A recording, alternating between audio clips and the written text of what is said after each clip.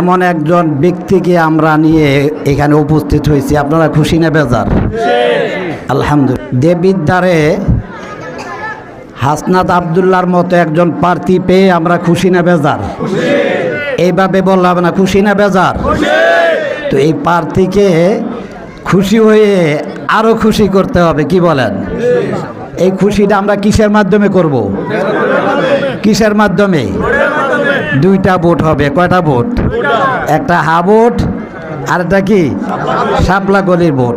ভোটের মাধ্যমে আমরা খুশি করব। হাসনাত আব্দুল্লাহকে নিয়ে আমাদের অনেক বড় স্বপ্ন। শুধু এমপি হিসাবে আমরা সংসদে পাঠাবো না, তাকে মন্ত্রী হিসাবে পাঠাবো ইনশাআল্লাহ। এই জন্য আজ থেকে আমাদের প্রত্যেকের কাজ হবে ঘরে ঘরে ভোট চাওয়া। এখনও আমাদের তৎপরতা ওইভাবে শুরু হয় নাই ভোটের, ঠিক না বে ঠিক?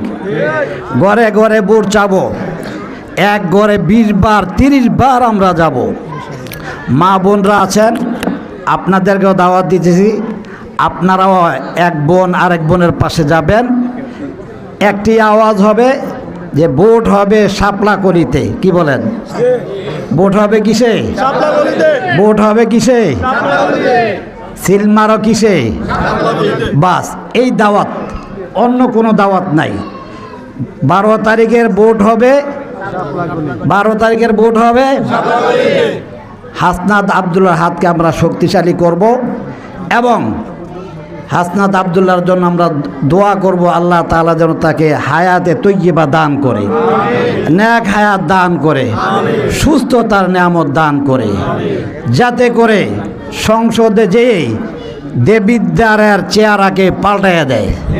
পুরা বাংলাদেশের মাঝে, বাংলাদেশের মধ্যে দেবিদ্বারকে একটা মডেল দেবিদ্বার হিসেবে উপহার দিতে পারে, যেই দেবিদ্বারকে অন্য অন্য উপজেলা অনুসরণ করবে।